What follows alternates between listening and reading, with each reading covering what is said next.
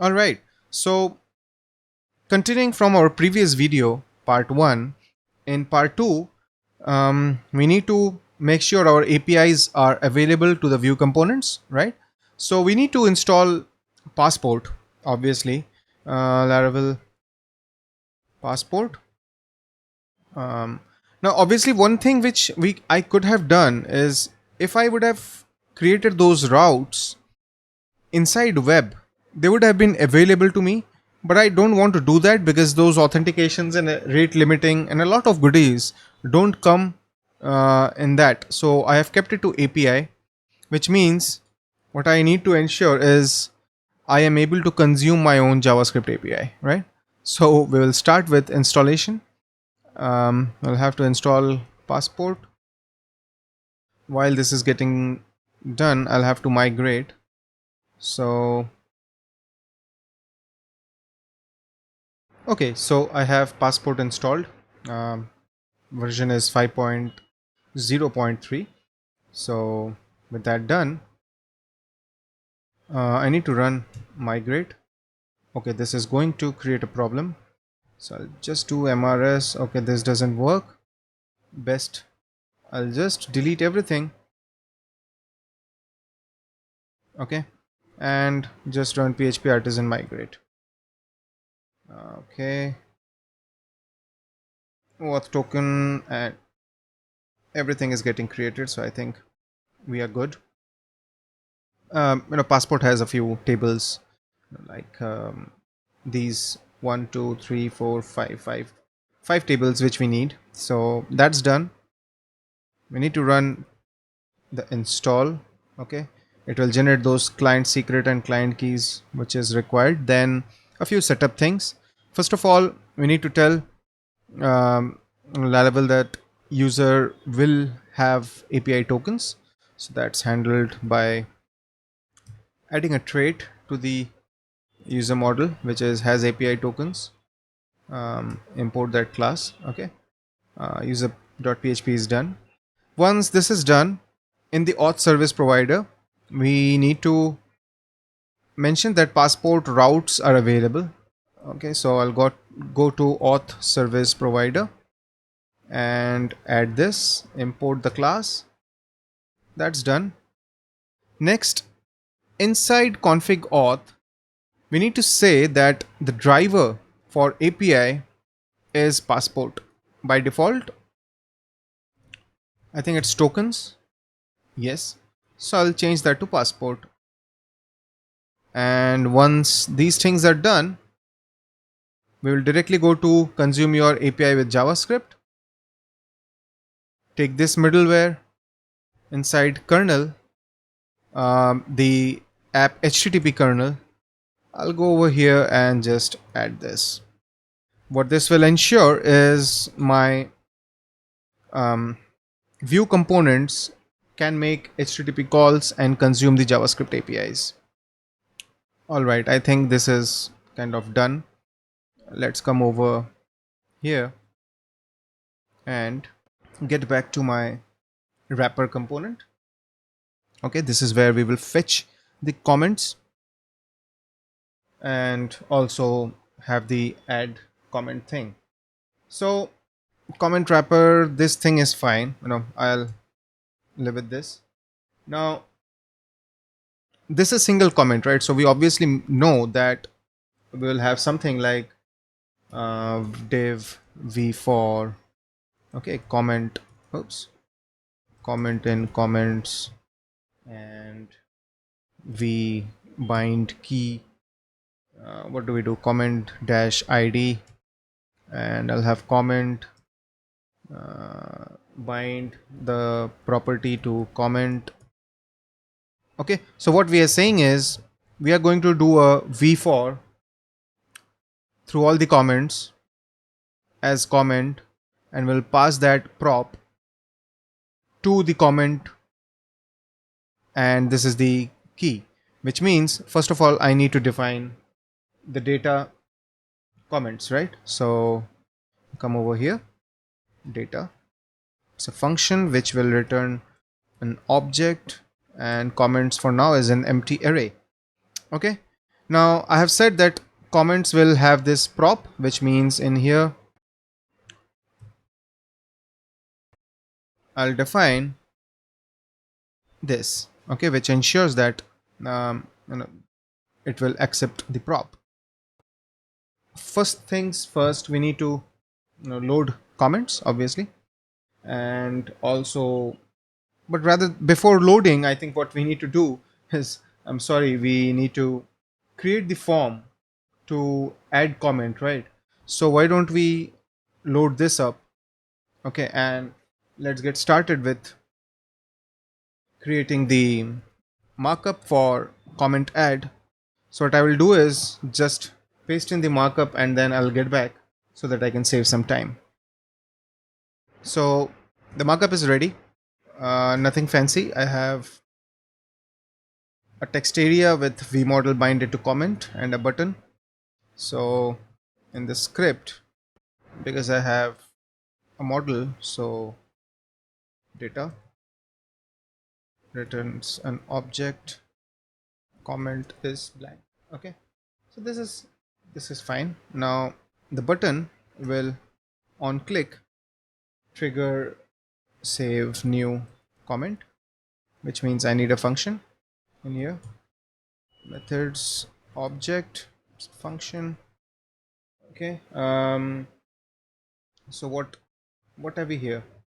We'll say that first we need a URL, right? So where URL is equal to window.laravel.base path plus what is the API? It's API slash comments, right?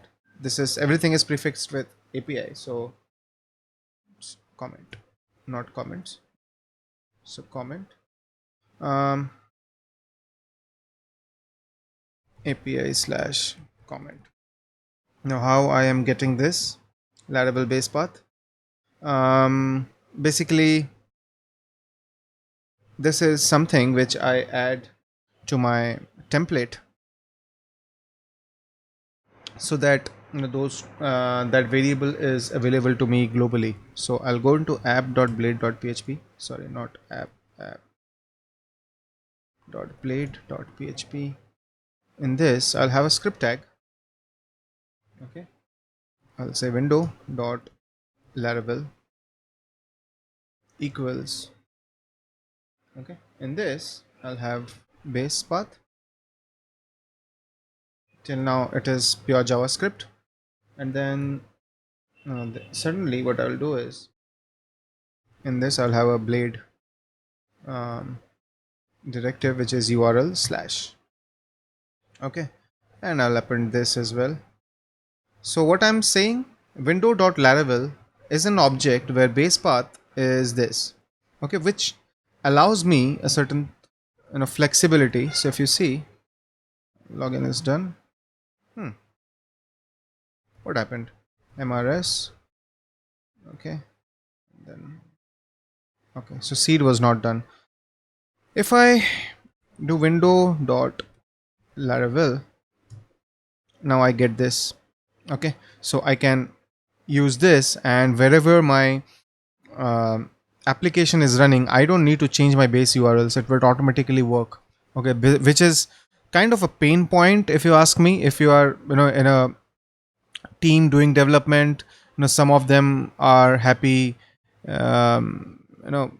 putting their code inside the var www.html folder if you are on Linux, or in their WAMP folder, and then they run it through public. I know many public do that.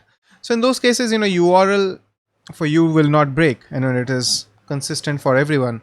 So that's why I do this. I feel it very nice. It's a nice to have. Okay. um, okay, the CSRF token is there, so I don't need that. Okay, coming back to URL, right? So this is my wrapper, and this is my comment add. So I have a URL. Do I have Axios with me? Package.json. Axios, yes. Okay. So in here, import Axios from Axios. Okay. So where post data is this comment is this dot comment, and video ID is going to be, if you remember, we will get the router, right? So this dot um, this is for the router, so dollar route params dot id. Okay, let me quickly see if this is available. I don't know why, but I have a small doubt, so it's better to just check. Console dot log this, huh, and let's just run this thing. Okay, yes, I'm getting the video ID, right? So this is where I'm doing the console created function, so this is fine. I think we are good. We can move ahead right now. So I have the URL, I have the post data. The only thing which I now need to do is call axios.post with the URL, the post data. What happened to my autocomplete? Okay. And then when I will get a response, okay, what I will do is I'll do window dot. Do I have an event bus? Let's see, app.js inside resources, right? Yes, we have an window dot event bus, right? So I'll raise an event dot dollar emit. What is the event name? It will be comment add event. We need to ensure that the names are not duplicate, otherwise we can land up in a problem. And once the event is raised, I no longer need the comment, I can clear it out. Okay, so what are we doing? We have a on click on the button, which is triggering this function. What this function does is we have a URL, we have a post data object, which is this comment, route parameters as video ID, because these two things are something which we have defined in our comment controller store method, right? Body and video ID. So we have, oh, this is comment and this is body, so we need to change that. This is done, body, and it's in a way better because our field is also body, so this should work, right? Let's see. Let me open up the console as well, keep it handy. Click on that video, clear this. I am adding a comment. Save. Says internal server error. Okay.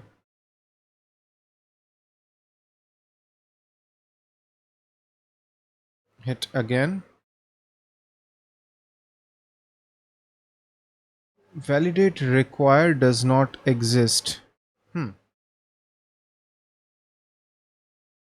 Require. Clear the log. Run it again. One more error, is it? Method validate require. How many times have I done that?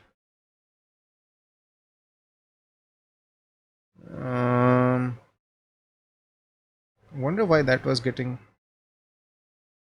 triggered. That's strange. Where is it coming from? Can I trace it back? Uh,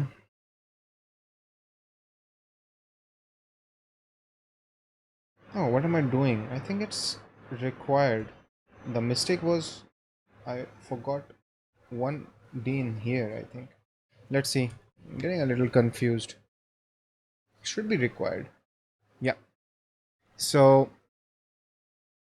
if you look at the database, I am adding a comment, so which means our basic functionality of adding a comment is working. Another comment is added. Save, and yes, we have that. The video ID is here, user ID 1. Now, the simple part, right? So we have this thing going on. We are raising events, we are doing everything um, inside our comment add. Now inside the wrapper, we need to ensure everything is handled, right? So why don't we create a method to load all the comments? Okay,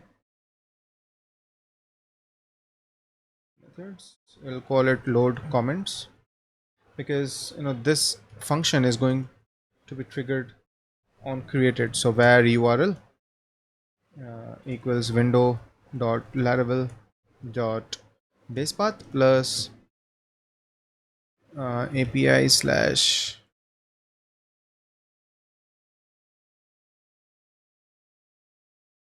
video slash comments, right? So this is the URL.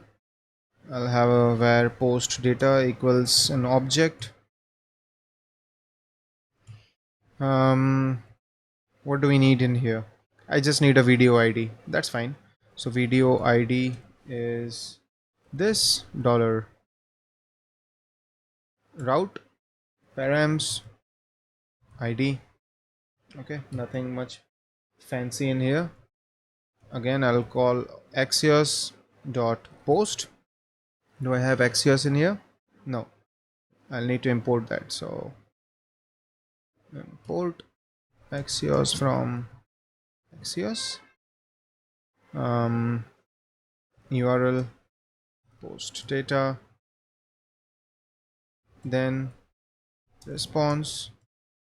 In response, we will say this dot comments equals response dot data, because what we are doing here is we are sending all the comments, right? So this load comments, right, we will call this on created.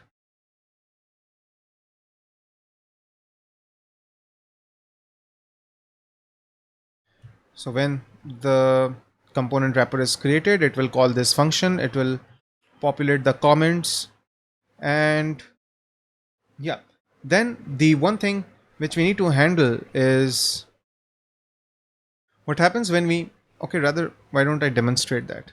So I'll come over here. Oops, what happened?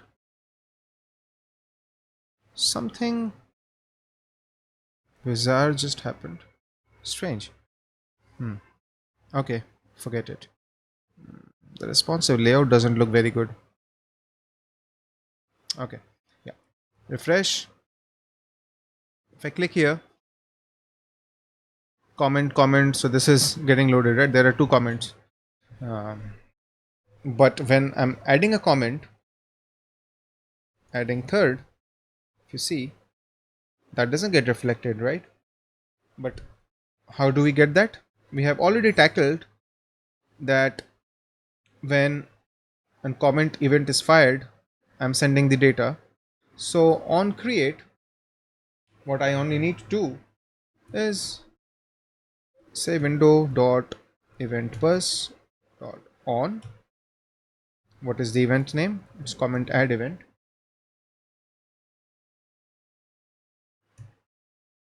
I'll get the comment, and I will have to trigger another method which is handle new comment added comment. Okay, what this means is I'll get the comment object which is sent from here. Okay, and that comment object, I am sending it to this method as a parameter as comment. Now I need to add this method, and this is simple. This dot comments dot unshift. um, okay, unshift I'm using so that it comes on top. Okay, because the latest one or rather the latest comment which I've just added will go on top, right? Instead of push, which will typically push it down. So if we now reload, and hopefully if we have done everything in the right way, I have 3 comments and then pool of comments, add, and I have 4 comments in here, which is what we wanted. So now quickly handle our comment component, and we are pretty much then done. So this is going to be simple. I'll have a div wrapper comment wrapper. In this div.card body comment body br small with text muted. Okay, and I will say comment dot created at. Okay, it's done. I think we don't need anything else in here. Refresh. Yep, we have it. So these are the comments, and if I add a new one to be added, it comes on top. And if I go to home page, oops, sorry, that home is not handled yet. And if I click on some other video, I'll have a blank thing. So this is a comment for the Wolverine video. This is here. Go back, and we have only this. In the database also, if you see, this video ID is different because this is for the Wolverine video, and rest all the comments were for the first video. So yeah, this is how we have our commenting system almost ready inside our app. We can do the moderations later, but yeah, the next thing which we are going to do is maybe handle real-time comment notifications, which means if I have 2 windows open and I have something like one user on this and one user logged in from another machine, and whenever they post a comment, I would want the comment to appear here instead of I reload the page and see the comments. So yeah, that's something which we'll handle in the next video. So yeah, thanks for watching, guys. If you like this series and the videos, do click on the thumbs up icon and don't forget to subscribe to my channel.